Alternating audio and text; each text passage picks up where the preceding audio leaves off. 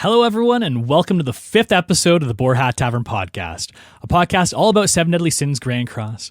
I'm your host, Daz, and I'm joined today by the co-host of the podcast, Sandyy and Novage, and we have a special guest today, Chiksua.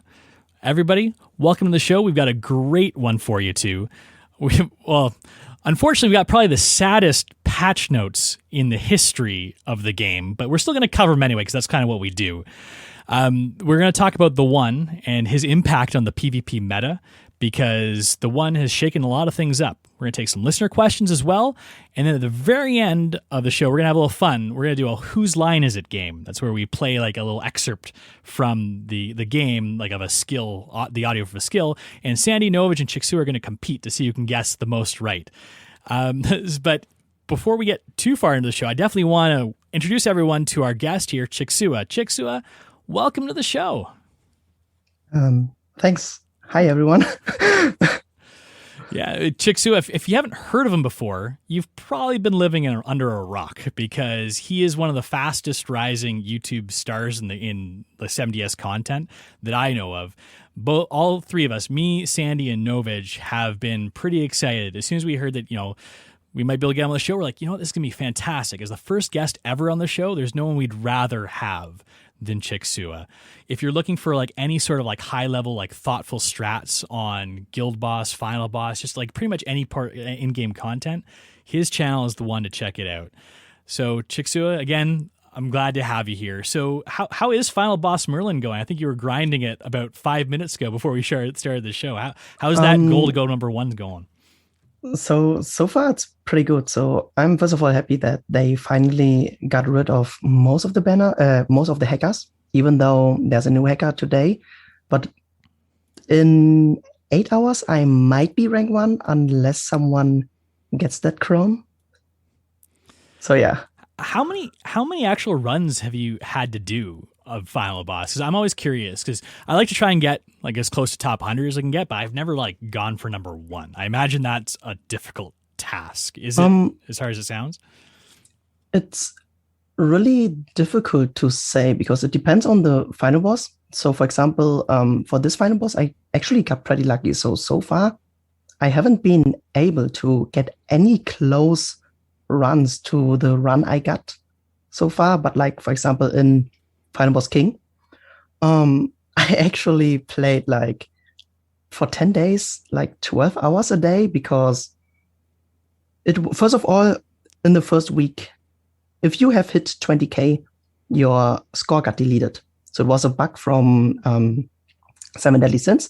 I think what Netmarble did was like, okay, we think it's impossible to get a 20k score. So everyone who gets a 20k score, they are going to be hackers. So that's why it was kept or something like that. But a lot of people were able to get much more. So they deleted it instead. And then I finally, after that 1 week, I actually was able to see my own rank.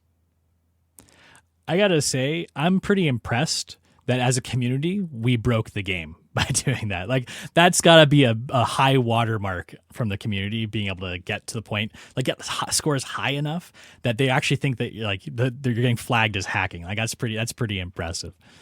Sandyy, have you been trying to grind Final Boss as well too? Have you been trying to catch Chiksua nipping at his heels maybe?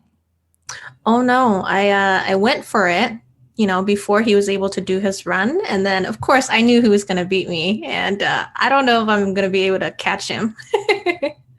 That's a hard score. I watch his videos and I'm like, I don't know if I can pull that off. Not easy. Sandyy, I know not everyone's necessarily watching this because we do have a lot of audio listeners, but you look a little bit different than last time we saw you on the show. What's going on with your hair? Oh yeah, I decided to get bangs. No, just kidding. For you guys who can't see me, I actually, my hair is pink now because when I started my YouTube channel, it was just kind of banter with my viewers. And I said, if I ever hit, 1,000 subscribers, I would dye my hair pink. But, with COVID, I got a wig. So that's what I look like. And, to Daz's point, he said I kind of look like a mop earlier. Oh, I was talking about my hair. A pink mop? Oh, you were talking about your hair? I thought you were just making my fun hair of me. is a fantastic mop. Your hair is amazing. That wig, honestly, if you're listening to this, suggest you check it out. Watch the video on demand, because it honestly doesn't look like she's wearing a wig. I think you could have lied to everybody. You could have told them you dyed your hair and everyone would have believed you. Oh man, yeah. I was saying I have like a swimmer's cap, like you gotta like put it over your hair. So I said, if you guys see me dozing off, I'm losing oxygen. Well, we'll call a medic if that happens. How about you, Novage? What have you been up to this week in the game?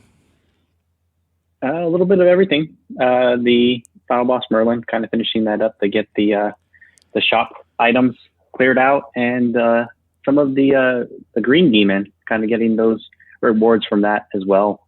That's about it. Yeah, been some pretty nice rewards we've gotten over the past week. So just jumping into the show, the first thing I want to try and figure out, and I think a lot of our viewers and listeners do too, we want to talk to Chiksua a little bit about how he got into this content streaming game, because he got into it, I don't know, maybe 6 months, give or take, ago, and Sandy just got into it about a month ago. So it's interesting always to see people take that journey and see how they started. So, hey, Chiksua, like why did you decide to go into content creation? Like, is this something you're looking to make a job out of, or what's going on here? So actually, it's like, I think already like around 10 months or a bit longer.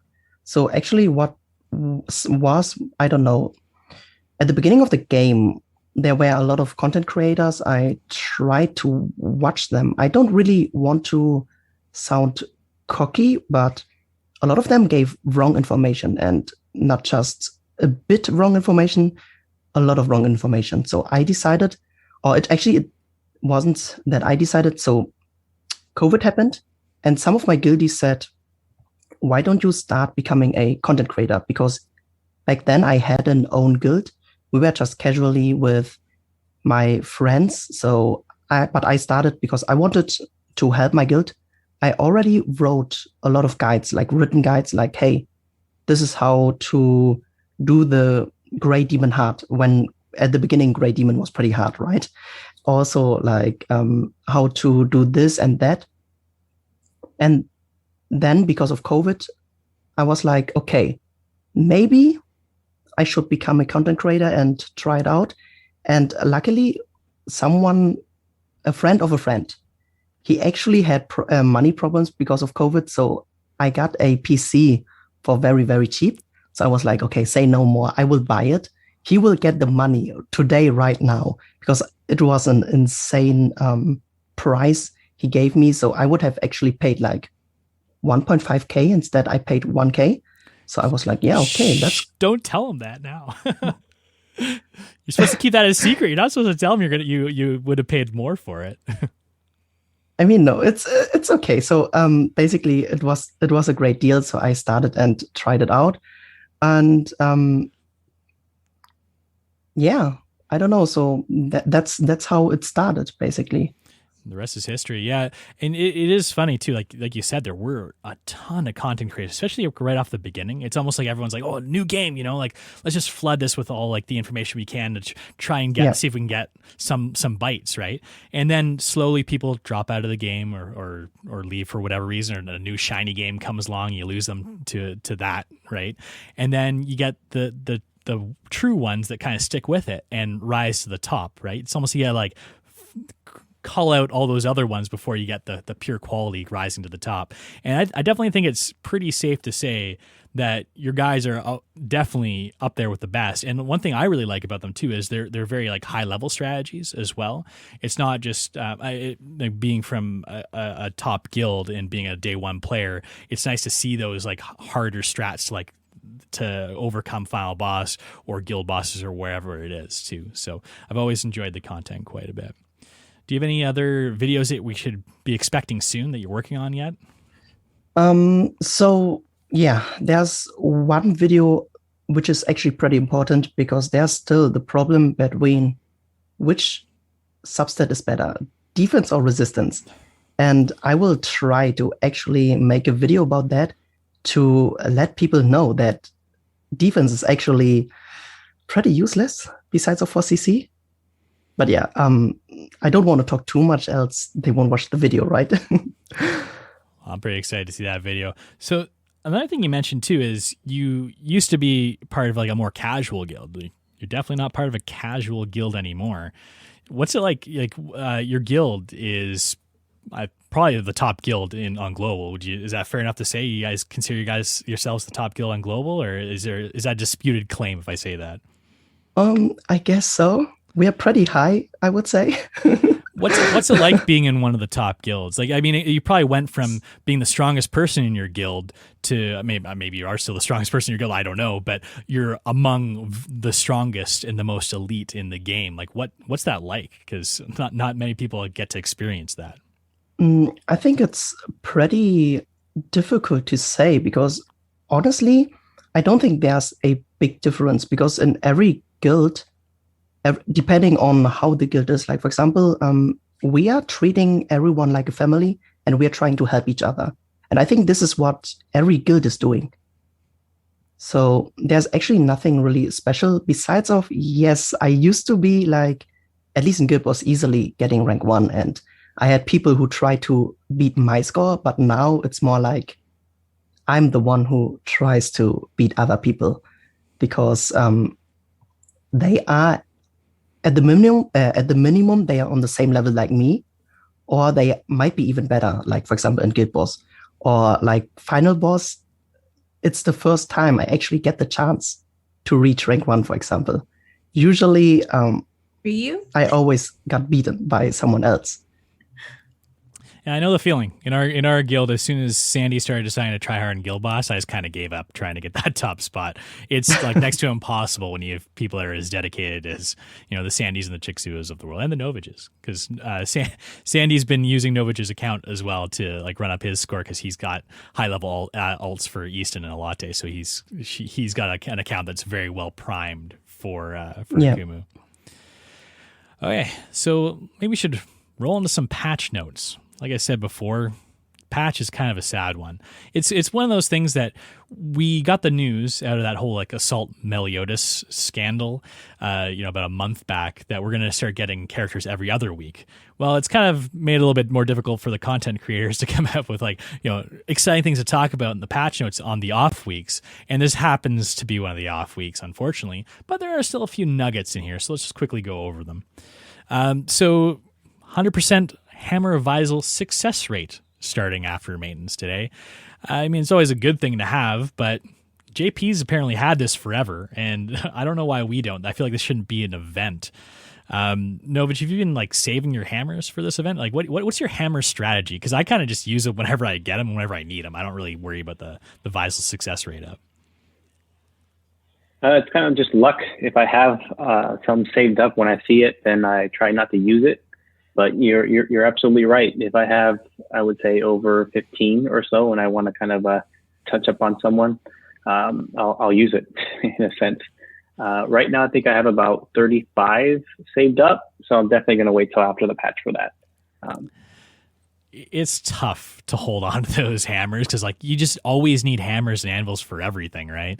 But there's no worse feeling than seeing failed come across your screen when you use the hammers because you're like, oh my gosh, I just spent so much time getting those 5 stupid hammers. I can't believe they just failed on me. That's literally one of the worst feelings in the game. So for me, it's a bit different actually. I am happy to see a fail because I don't know if you guys know that, but there's a glitch.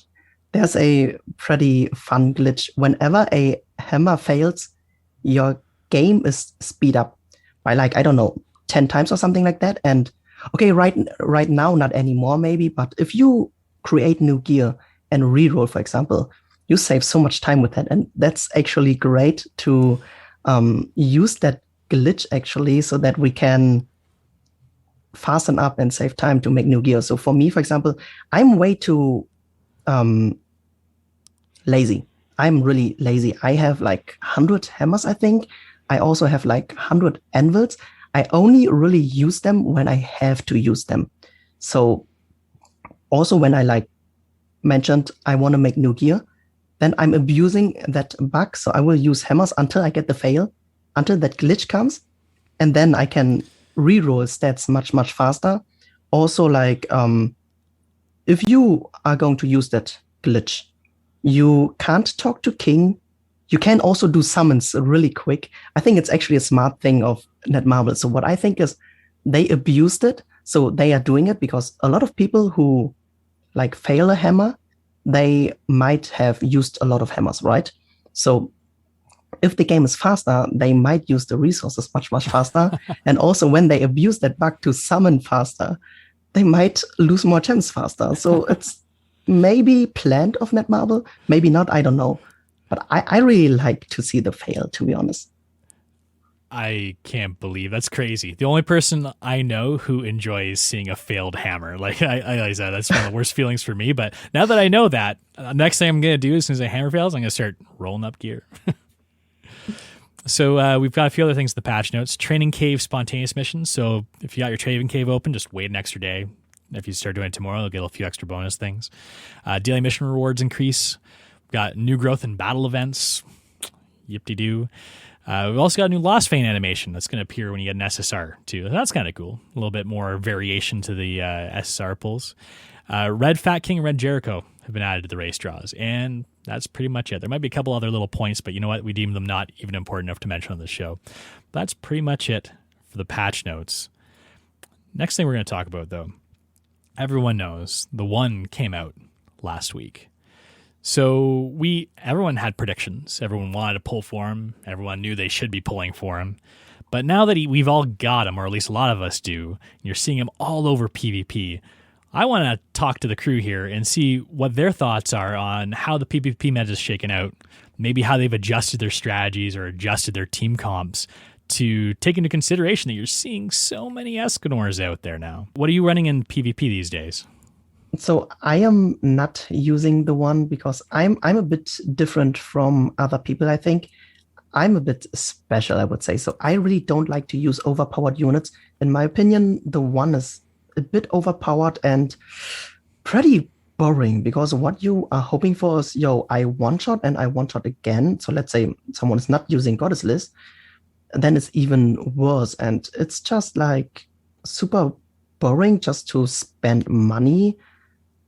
I mean, some people enjoy winning, right? But I enjoy more like longer fights. So before the One, I was also never using Goddess List at all. I was using just different units. And right now in Ungeared, I just went back into Pierce. And it's actually really funny to see how people sometimes, not always, okay? Of course, I do lose as well. But it's really funny to see people, when I start with 3 Pierce cards, for example, I can just wipe the team.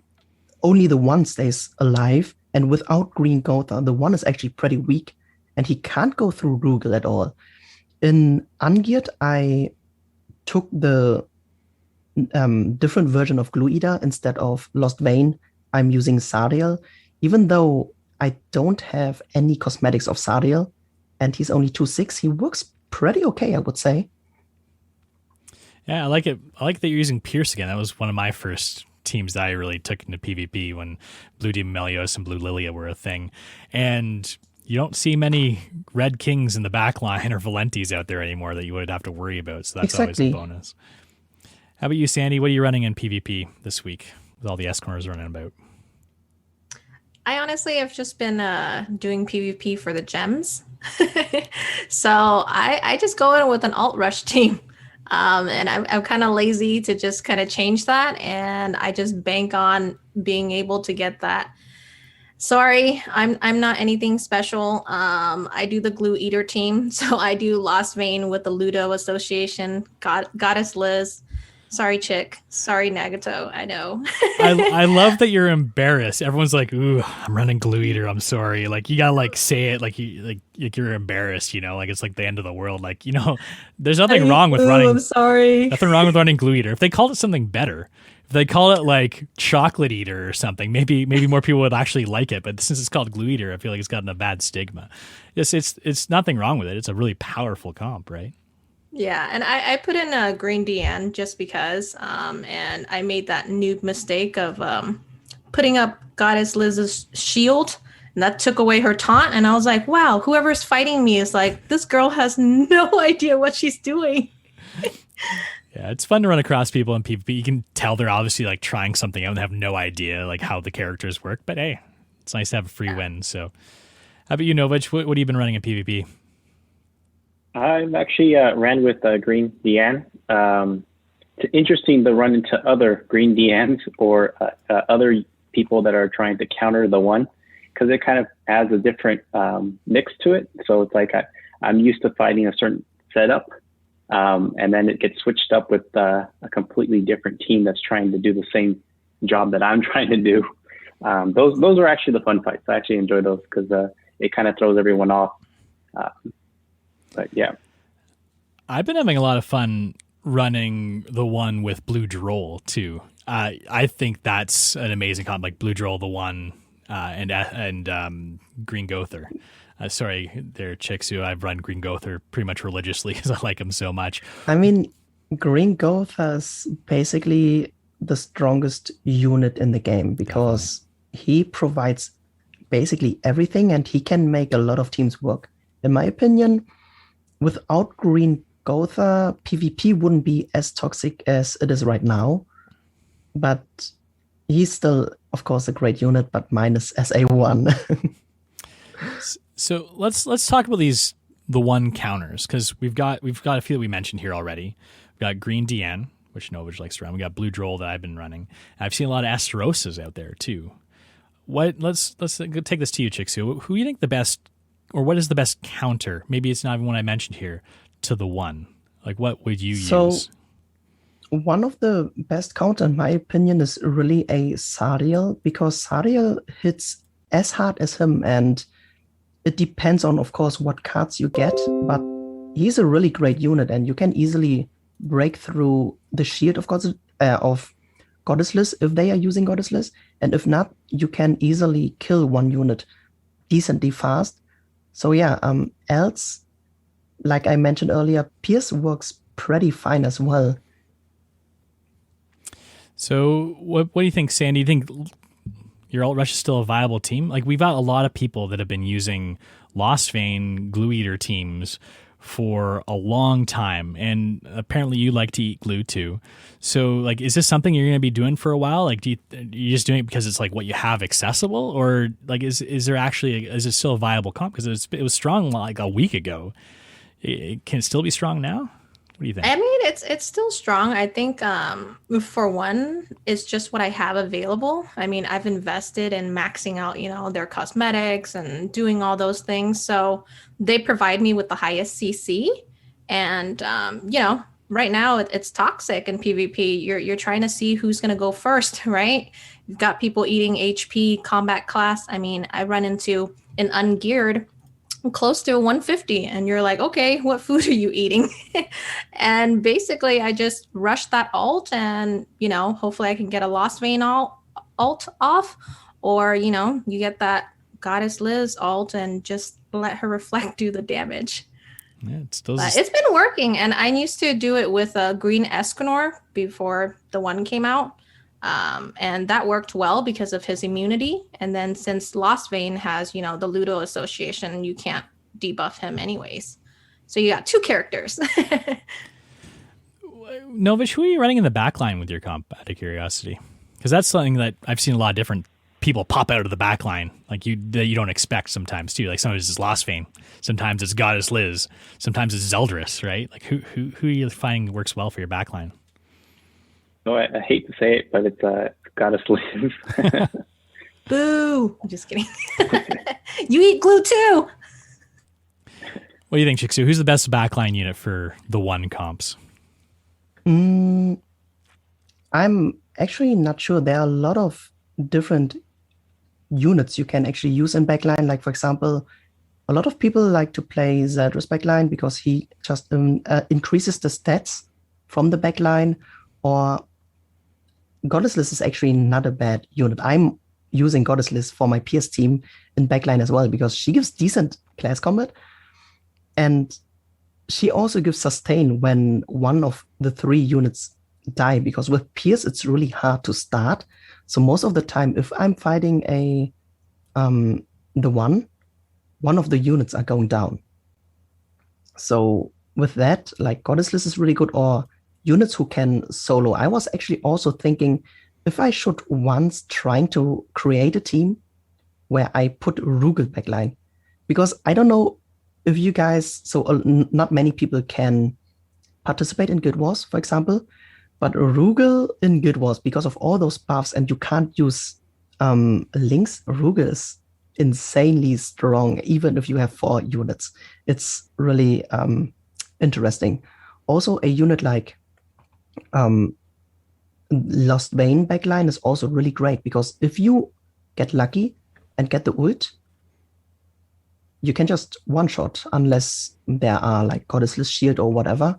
But yeah, so I also like, for example, Estarossa backline when you are using Tamil, for example, because that way you can give Tamil the immunity if he uses the stance, and else I'm not sure there. But what I used to really like was Athena, but now with the one comms, you don't really go for ults anymore. So Athena is not as strong anymore as she was.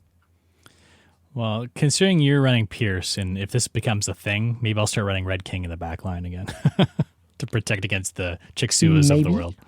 Nah, I'm just kidding. I think Red King, for me at least, is seen as dead. The problem with him is he's just a walking passive. He popped out, and there's not much you can do with him. I'd much prefer having, like you said, like a Lost Vein or someone who has a comeback mechanic pop out there. All right, so let's move into our listener questions. So we've got a few here. Sandy, do you want to take us through maybe the first one here? Yeah, so we kind of put out a poll in the Discord and some other platforms. The first one we have is actually from Wrecked by Genji on Discord. And their question is, I'm curious if other people find fighting the exact same team in PvP over and over and over again turns them off to PvP. Sure, now it's the one, but we've been fighting the same Lost Vein, Escanor, Gother, and Liz combo since Liz came out. And I personally have started only doing the minimum amount of PvP necessary to stay in my division. Kind of ruined PvP for me, having every match to be the same. I feel like we just kind of talked about that, right?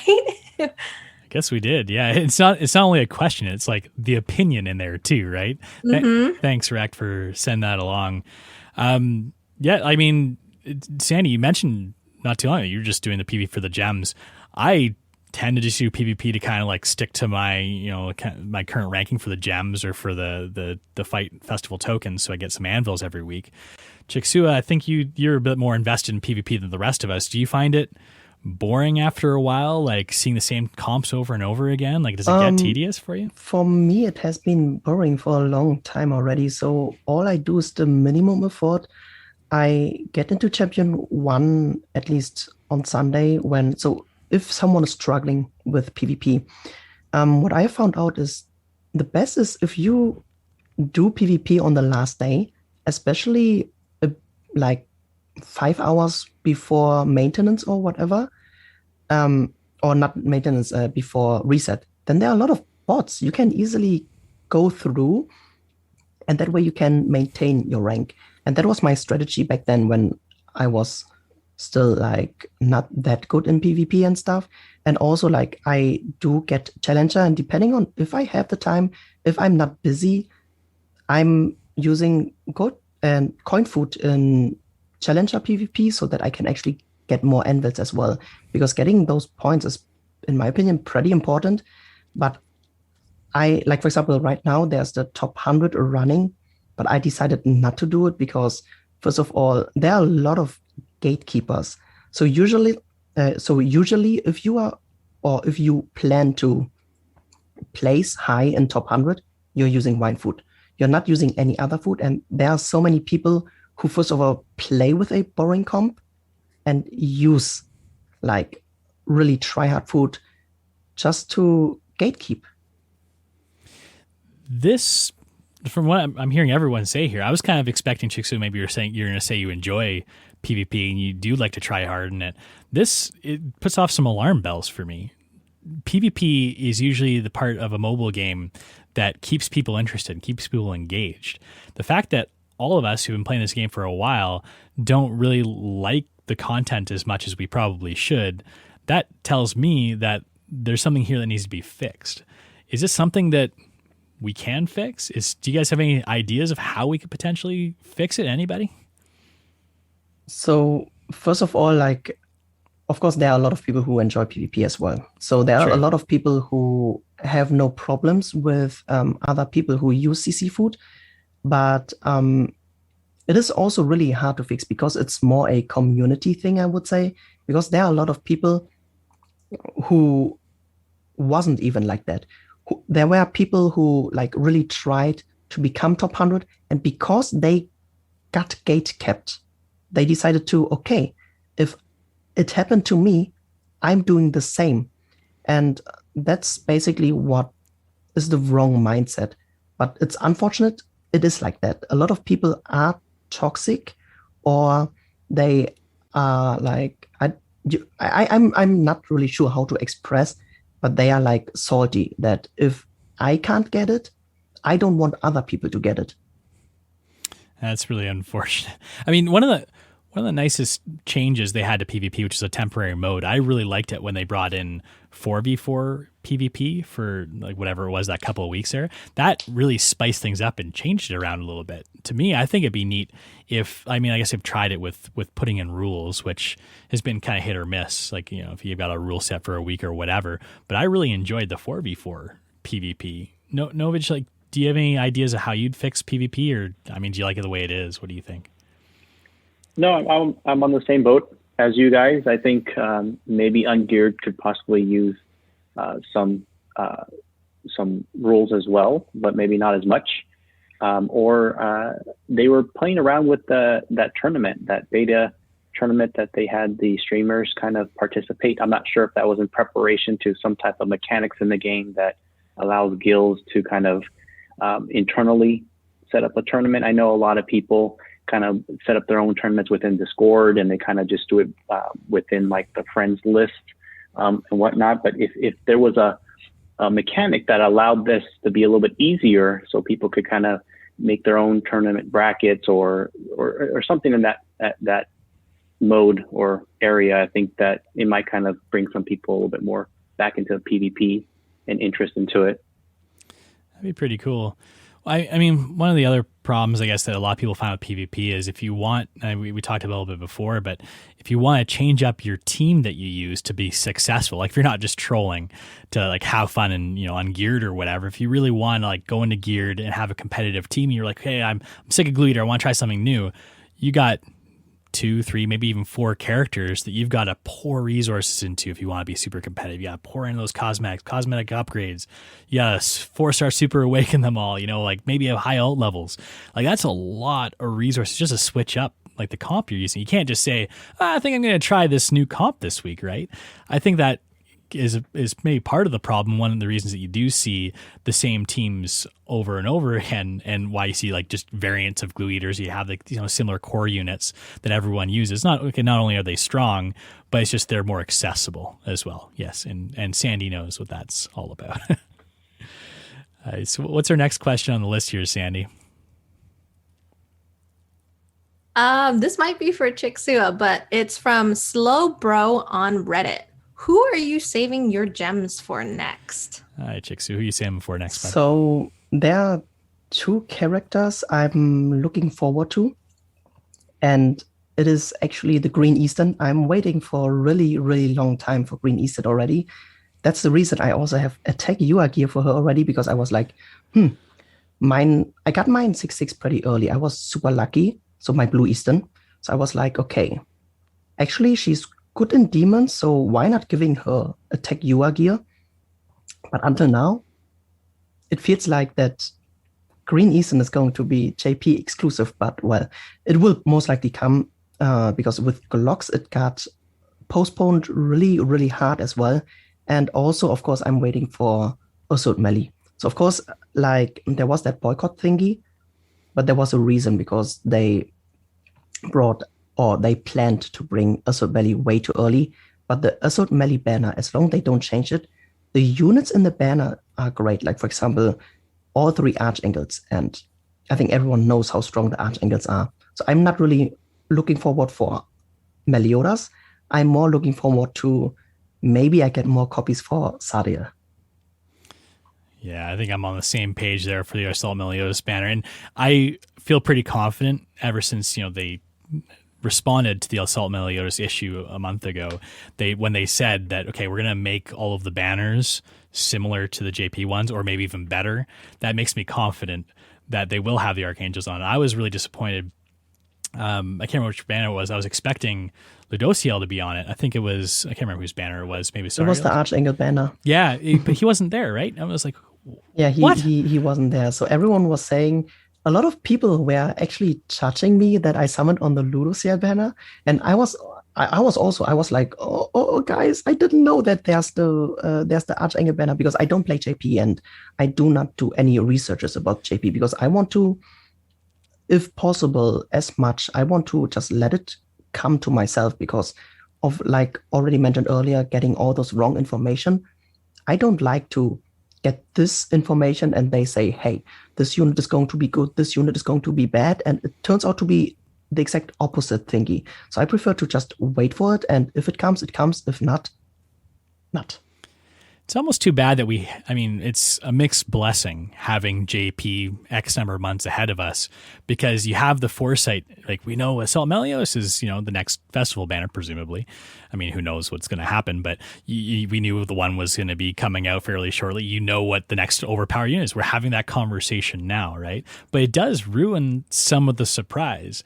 Chiksua, are you on the page where you'd rather there not be JP ahead of us? Like, maybe are you looking forward to this like merge point that we seem to be coming towards, where JP and Global maybe have a similar release schedule at the same time, so that you don't know who the next unit around the corner is going to be? Like, where do you fall on that spectrum? I think that will be the most interesting thing, because if we are like catching up to a JP, and that's basically what Netmarble is actually trying. That's why they are rushing like that. If we are going to catch up to JP, it's much more competitive, because then we can actually not, like, let's say, steal those threats or teams or whatever. We can actually like compare, hey, who has the better masterminds, right? So like, for example, there's a new guild was coming out, and then on the same time with JP and Global, so that it's going to be really interesting to see, okay, is JP going to find the best team first, or Global? I think that is the most interesting. But the thing is, like, how Netmarble did it, they did it completely wrong, because they rushed it way too fast, so that it was impossible to basically enjoy the game, and that's why they lost a lot of player. Definitely. We all know people that left the game because of that specifically. I feel like Novage, you must almost know Japanese by now with the number of like videos you seem to pull out of nowhere. I honestly don't know how you find them with like these like strats for, guild boss, final boss. Like, you found like the Latte Easton one like months ago, and we were like trying to decode it, putting it through Google Translate and everything. Like, the amount of stuff you found from JP content creators has been pretty crazy, Novage. Yeah, I'm actually, though, on the same boat as Chick. I would prefer being able to kind of experience it at the same time, so you're able to kind of throw your own ideas at it, and instead of having a lot of stuff already kind of laid out, and you're like, okay, so this is the team that they're using, that they already kind of went 2 months ahead of you, have already kind of tried different things. But it'd be nice to kind of try different setups. I mean, I think I know that was it the new green Arthur that we all received. I would like to see more stuff with him.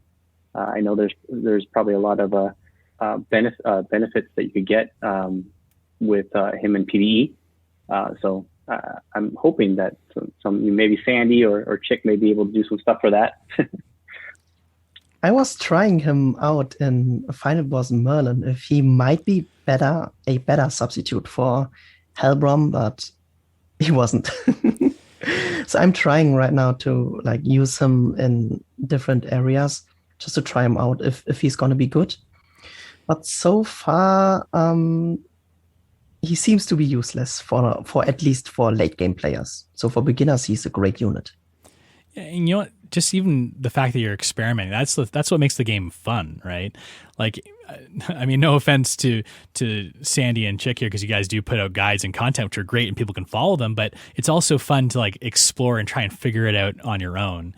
To a certain extent, anyone can look up on YouTube like how to score really high on Final Boss Merlin or whatever. But I think there's a lot to be said to being able to go through that exploratory process. And I know that both Sandy and Chick, you guys both do that, like in the process of figuring your videos out. And like Chick, so you said you tried it out with Green Arthur there too. And I think that's where a lot of the fun will come in once JP does merge or once Global catches up there too. So I'm definitely looking forward to that as well. Hi, Sandy. Last question from the listeners. We'll just take the final one, I think. Right. So the final question is actually from Shin on Discord. His question is it concerning that there is an over-reliance on dairy to compete in PvE content, right? Like 1, the guild boss, then 2, and now kind of all 3 with like Final Boss Merlin reruns and all that. Any sympathy for non-whales with low dairy alts? Well, Sandy, why don't you feel that one first, since you run guild bosses and final bosses quite a bit. Like, what do you think of this? I think it's a huge over-reliance. I'm sorry, Chick. But, you know, I mean, Chick said it best, that it's just the creativity and being able to kind of figure out for ourselves and not having to have those leaks from JP, you know? I'm like, so is Oslo, if anybody has him 6 out of 6, right? Can we even take him to guild boss? Like, can he be a useful unit? But because it didn't, you know, Global and JP, nobody's really had that time to be creative with that character. It's kind of like we really don't know what the content we can create. So I'm really interested to see, you know, who's going to come out and poke their brains. You know, I'm excited to see what comp that Chick would come out with and what I would. But I think Derry, she's overused. But I did spill all my resources on her, so I won't use her as much as possible. But that's just me. What do you think, Chiksua? Like, do you think we have this over-reliance on Derry for a lot of high-level strats for guild bosses and everything? Yeah, definitely. I think the biggest problem is actually not even Derry. It is also Green Gotha. Because if you consider this, if there's no Green Gotha, you can't always use Derry everywhere. Or, so definitely it's both of them. But of course, it's also Derry, because it's annoying that you have to actually get 10 stacks. And in my opinion, there's the big problem with having Derry and using her in those contents, because first of all, the RNG getting those 10 stacks it's really bad. So it's not easy to get those 10 stacks. And then there's that, because she does so much insane damage, there's always a damage difference between plus minus 5%. And if you compete somewhere, you also have to go for the highest damage roll, which makes it even worse, especially now on Guild Boss, for example, that it costs stamina. I think that's the worst update they brought to us. Or, I mean, it was on JP earlier already, but I really dislike that it actually costs stamina. Or, for example, it would be cool if they would just change it back, because you also have to get the food, you have to get all the resources into it. So a lot of free-to-play player back then were able to just concentrate on Guild Boss only. But now if they don't have the stamina pots, what do? But Chiksua, you can get 7 redstones for each run now.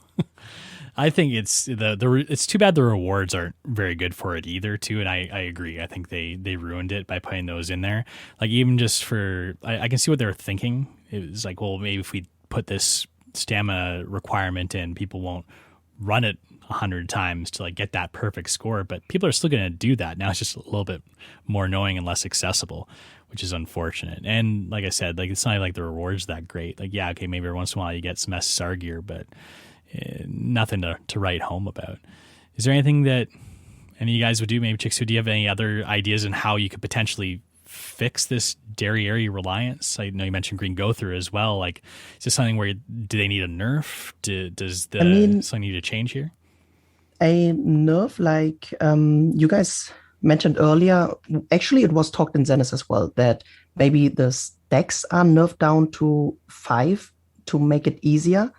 Or in my opinion, it would be much more interesting if they start going to ban certain units for 1 month or maybe for 2 months or for only disqualifier, so that actually people have to try out more teams. And that makes the game fun again, because if there's more PvE content and for late game player, besides of a new final boss, they barely have any PvE content, because even tower is actually decently easy unless you are going for the HP mission where you have to take 3 SR units with you. But yeah, so like for example, let's say for this season, Green Gotha, Red Gotha, and Derriere is going to be banned. What do? You have to actually think about it. You have to use your brain or talk with guildies and theory craft to make a new best team. I really like that idea. Like I have been a big purveyor of the idea that okay, if you did have less stack limit on Derriere, it'd make a big difference, because that doesn't really nerf her anywhere other than PvE content, because you're probably not getting 5 stacks if you happen to be someone who runs her in PvP still.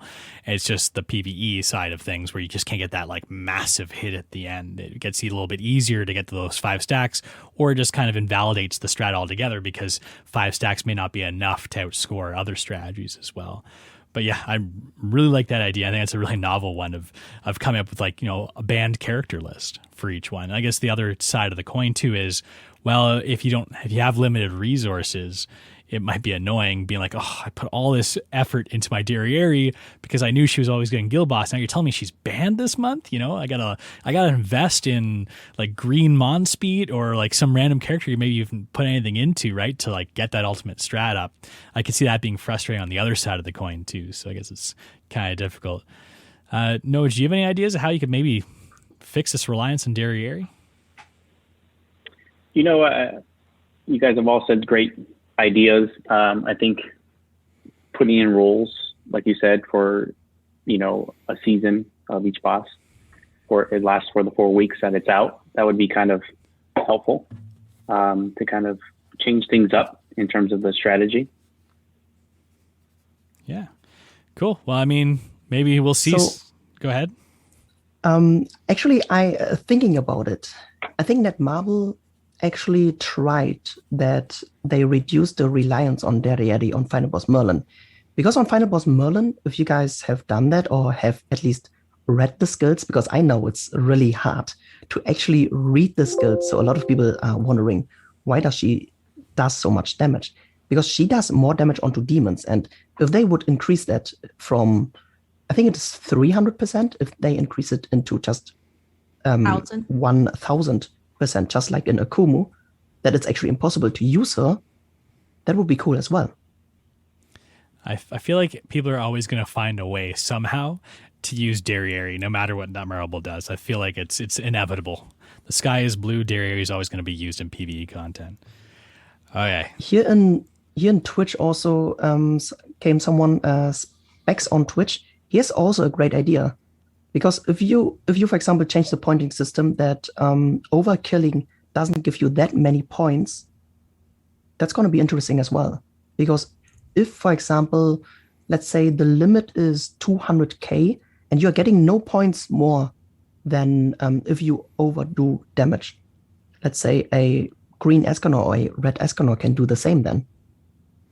Yeah, that's another great idea, because then maybe it'd be more focused on, the number of debuffs you can put out, or, attacks with charge or whatever you get points for along the way, or just doing like a whole bunch of hits that like reach those point thresholds too, instead of just that final hit being the world of difference for everything, right? All right. So I think we're going to move on to the fun segment. I mean, these are all fun segments, but we're going to have the fun game at the end here. Now, I was really happy that I got to host this part, because I usually play the game with sound off. And Chiksua says that he also plays the game usually with sound off. So hopefully he's not too much of a disadvantage. Whereas Sandyy and Novage, I think they do play with the sound on. And the reason that's important is because the way this game works, I'm going to play a sound clip from the game. It'll be a character ability. If everyone's kind of stumped, I can give hints. But the first person to kind of buzz in, and we've got a kind of our own little buzzing in process, they get to answer. And if they answer it properly, they get 1 point. If they answer it incorrectly, they get -1 point. If you can name the ability name, you also get a bonus point. So, for example, I'm losing this. yeah. Well, Chiksua was a little bit worried, but you know what? You should have seen the Jeopardy episode. Sandy got negative 10,000, I think. So, you know what? It's all just for fun. Who really cares who wins, right? This isn't too competitive, but I think it'll be a fun little segment. So I'm going to start with the first ability here. Now, if you know it, buzz in. I'll wait until it actually plays all the way through, but you can buzz in whenever you want. You ready, guys? Here we go.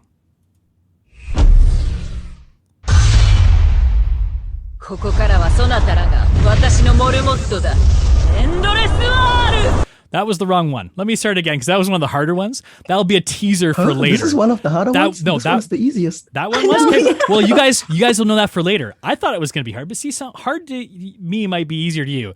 Okay, the first few, I'm going to start with, everyone should know these. Even some of them say the name of the character in them. So let's start again with the first one I was supposed to do. Worth 1 point. Here we go.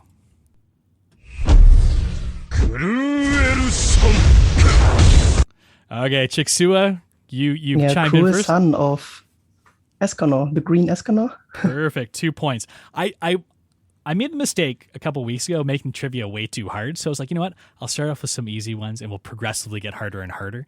So that was the first one. Yes, I was correct. Cruel Sun, green Escanor. I'd be ashamed if you guys didn't get that considering the actual name is in the audio there. Okay. Chicks here, so we're hyped. You see Novage and I, we're yeah, you gotta get the hand up raised faster. Our hands. You guys gotta get the hand up faster. Ready? Next one. This one's not very hard either. We're starting with some easy one. This one's worth 1 point as well. Here we go. Heavy metal. Oh, Chiksua. Should be Droll. Which color? Heavy metal? Yep. What color Droll do you know? There's only 2 of them. What's your guess? We'll give it to you either way. It's actually that's only the blue one. Yep, it's the blue one. Yep. Heavy metal is his taunt ability. So yeah, Chiksua, you got another 2 points. So for someone who thought they weren't going to do so well, you're off to a pretty good start.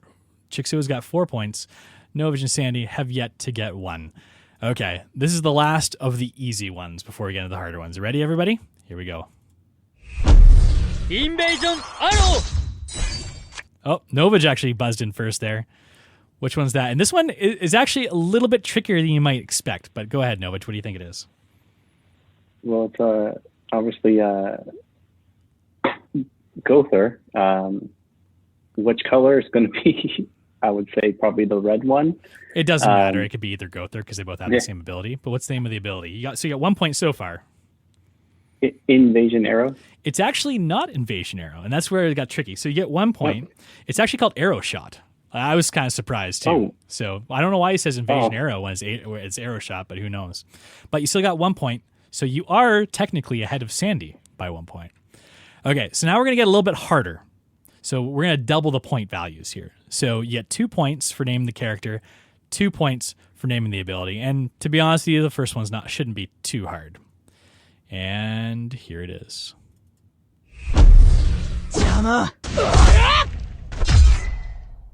Oh, I thought you might get that one, Sandy. Which one is it? Red Dairy Bay, Darkness Hands. That's right. I put that one in there specifically for you, Sandy. Darkness Hands. I got 1 point. You even got the ability. You got 4 points. You're actually tied with Chiksua now because we're at 2 times score now. Okay. And the next one this is the last one for the 2 point round. Here we go.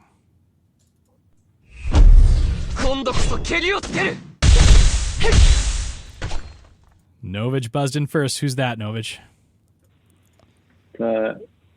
Meliodas Lost Fame. The skill, I don't know the name of the skill, honestly. The skills are killing you, Novage. The name of the skill? Yeah. Does anyone want to go for the steal? It's a tough one. Again, skill names, who really looks at them, right? We don't know what they look like. The name of the skill is Division Impact. It's a single target skill. But yes, that's correct, Novage. That was Lost Fame Meliodas. So now we're going to get into the tougher ones. I'll be impressed if you guys can get all these. These are they're still characters that everyone probably has or might have access to, but still maybe not used quite as often. So here's the first one.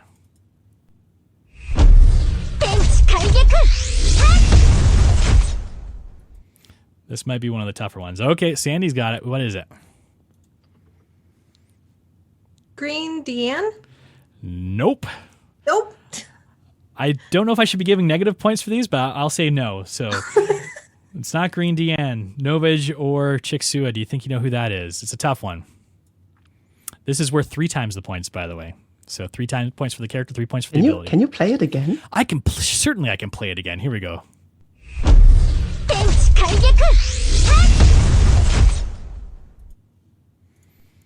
No cheating in Twitch chat, too. Okay, no, we're just going to go for it. Who do you think it is? Might as well guess, right? Yeah, I'm going to take a guess. Is it Elaine? Nope. How about you, Chick? Do you have a guess? Can you play it that time? Let's play it one more time. Ready? Here we go.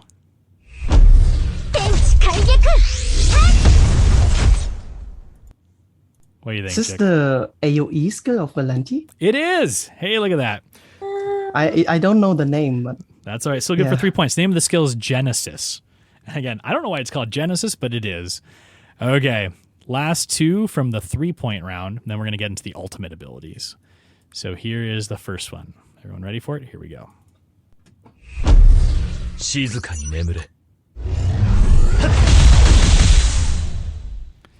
Oh, Sandy put her hand up there. What do you think it is? Green Shin. Yep. You know the name of the ability? I don't know. It's called Volley Fire. But yeah, great I job. actually thought it's Arthur. But what? Yeah, the little thing that I thought would be the giveaway there is that that says like drones shooting that they do at the end there. So, but yeah, good ears there, Sandy. That was a tough one. All right, this is one I think is probably gonna be the toughest of the abilities before we get into the ultimates. And here we go.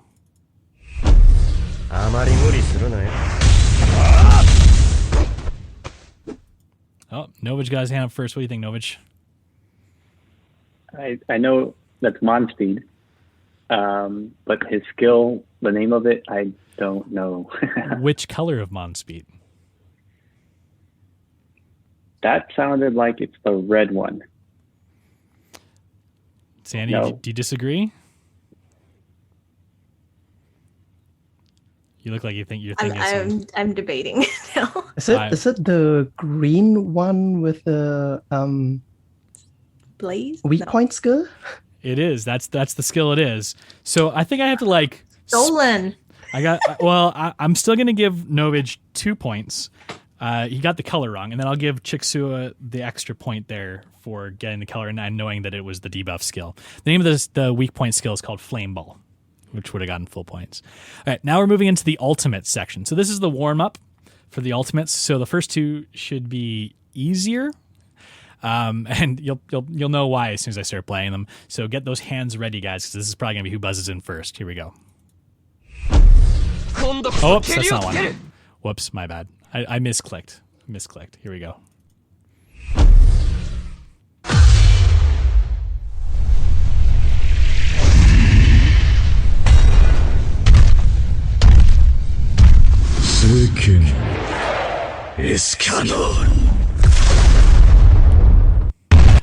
Okay, Novage, you got your hand up there first. If you don't get it right, it's gonna be a sad day. But Chiksua buzzed in second. So who is it?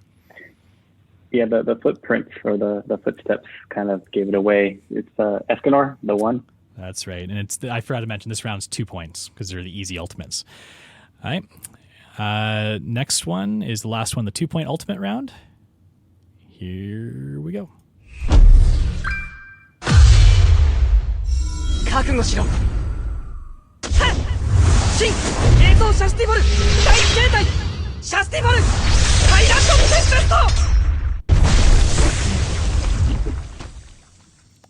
All right, Chick, you got your hand up there first. And Sandy shyly put her hand up second, so if you don't get it right, we'll go to her. It's King. Which king?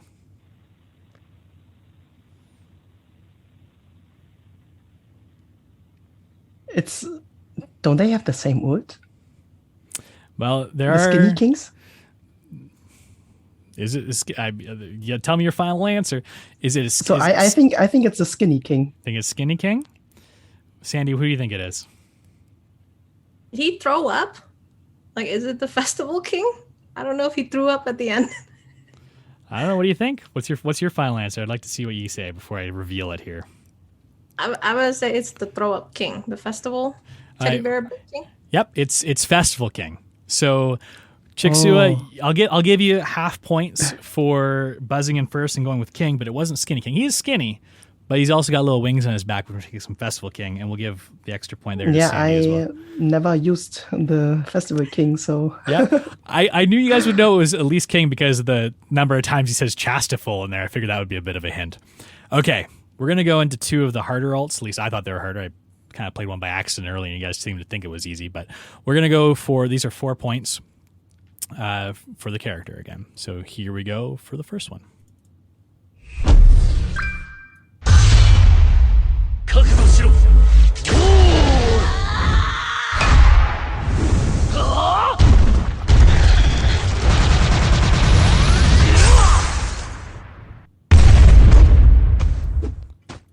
Big explosion at the end. So it's great because I know what they are, so I can like envision them. I can't imagine what it's like for you guys. Do you any idea who that might be? Who do you think, Sandy? Might as well hazard a guess, right? It is. I'll give you a hint too. It's a combined attack, so that's why you heard 2 voices in there. Is it Bon and King? No. Dang. Novage, Chick, you guys want to give it a go? First of all, it was one girl and one boy. So Ban and King? Oh, yes. I don't know. Good perception there, Chiksua. Can you play it again, please? Yeah, sure, no problem.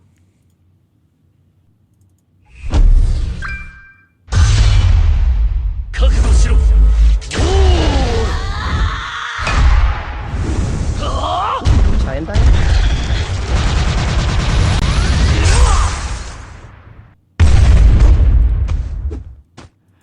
I know my son is screaming into the camera right now, being like, it's this, I know what it is. He loves watching the full Ultimates, so unlike the rest of us who always have the animation skipped, it might be a bit easier for him. Do you guys have any idea?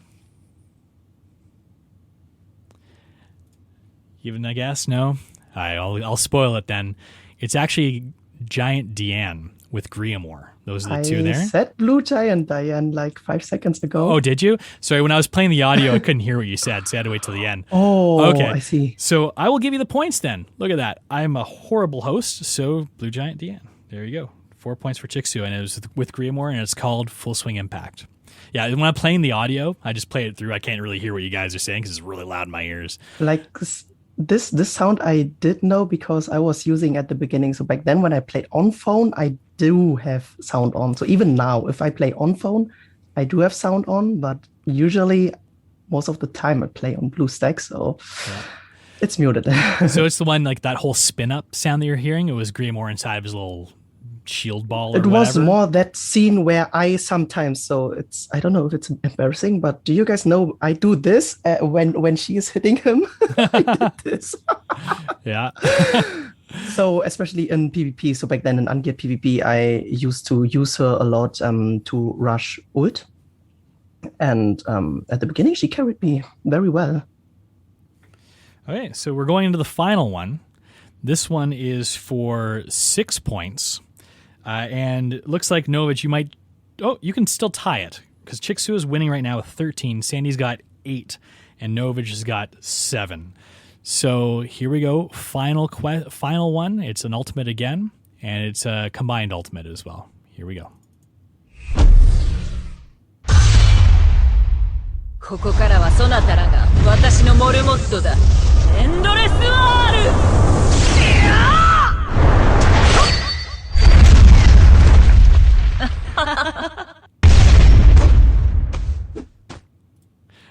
You guys seem to know that. I thought it was going to be a hard one, but apparently you guys knew it right away. So Chiksua, what do you think? That one was the easiest one. It's Merlin. Endless Ray? It's called Tornado Sever.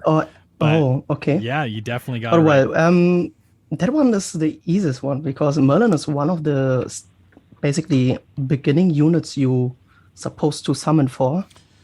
So That's true. I mean, it's definitely one of the more used ultimates. I thought it might be harder just because there aren't as many like audio cues, and like, you know, if people aren't watching them consistently, it might be a bit more difficult, you know, than hearing the One Escanor as he like does the ultimate and such. But hey, good job, guys. So Chiksua, for someone who was worried he wouldn't be able to do this because he doesn't usually use sound, you smoked the competition. 17 for Chiksua, 8 for Sandyy, 7 for Novage. Sandy's just happy she didn't lose to Novage again. So I can tell.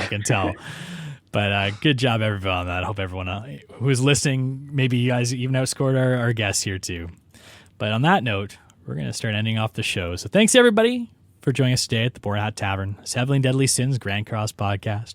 We stream this show live on our Twitch channel, twitch.tv/Boar Hat Tavern, every week on Monday nights at 9:30 p.m. Pacific, except for when we have guests, we have to accommodate them, so we stream a little bit different time today, right after the weekly in-game maintenance typically starts. That's when we usually do this Twitch streams. Sandyy, so we keep talking about your videos. Where can people find you if they're looking to see some of them? Yeah, so just www.youtube.com/Sandyy. That's with the double Y, 7DS. Chiksua, thanks for being our inaugural guest on the show. It has been a pleasure. Where can people find you if they're looking for your great videos online?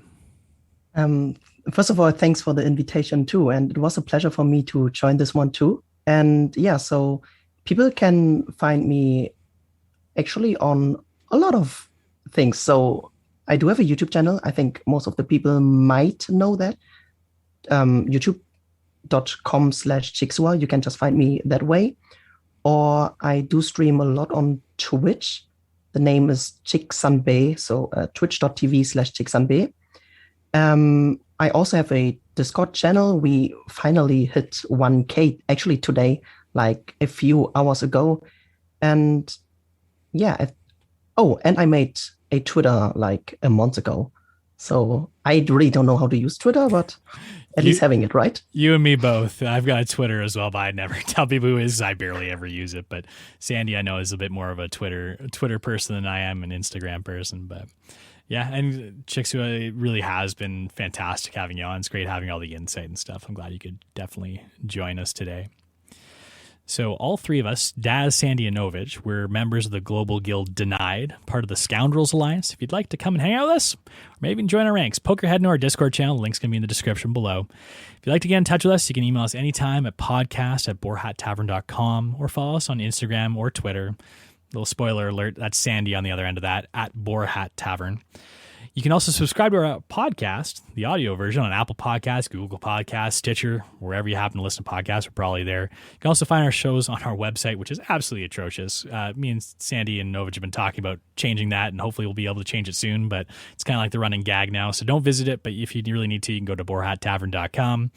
We'd also like to thank some of the content creators that gave us some of the artwork and audio for our podcast. We'd like to thank Madeline Marois for creating our killer logo, Streetwise Rhapsody from YouTube for composing our awesome cover of the Grand Cross theme song that you heard off the top of the show, and Andre Bobe from ArtStation for letting us use his amazing 3D renders of the Boar Hat Tavern for our pre-live and post-video splash screens.